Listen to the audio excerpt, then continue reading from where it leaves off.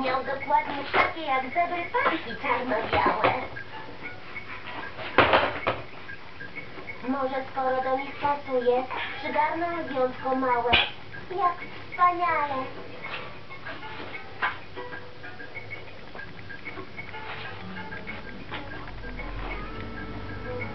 Razem z zebrami lwiątko piło wodę z jeziora.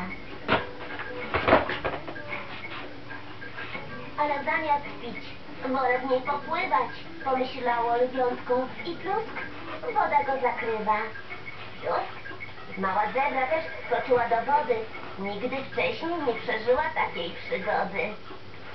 Małe lwiątka i zebra pluskały się radośnie, aż mama zebra stwierdziła, że już wystarczy. Żeby pływały za długo w jeziorze nie chciała, ale hej, zmyły się paski z małego lwiątka ciała. I znowu lwia sierotka sama zostać musiała. Lwiątko znowu poszło szukać innej rodziny.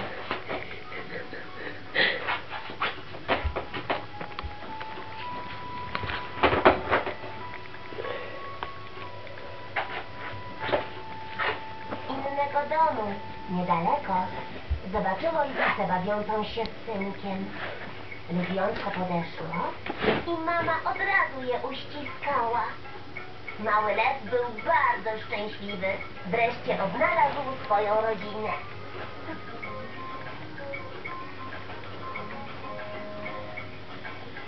Adaś, co robisz? Dorwałeś?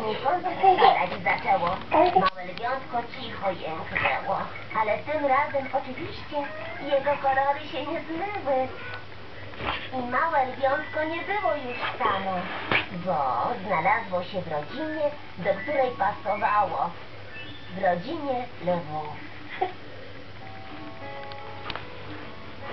Do widzenia, lwico. Papa, lwiątko. Do widzenia, dzieci. Do zobaczenia. Wersja polska na zlecenie Baby TV Studio Sonika. Miriam Aleksandrowicz wyreżyserowała. Olga Świerk tekst napisała. Maciej Brzeziński nagrał i zmontował. Głos Brygidy Turowskiej-Szymczak dzieci czarował.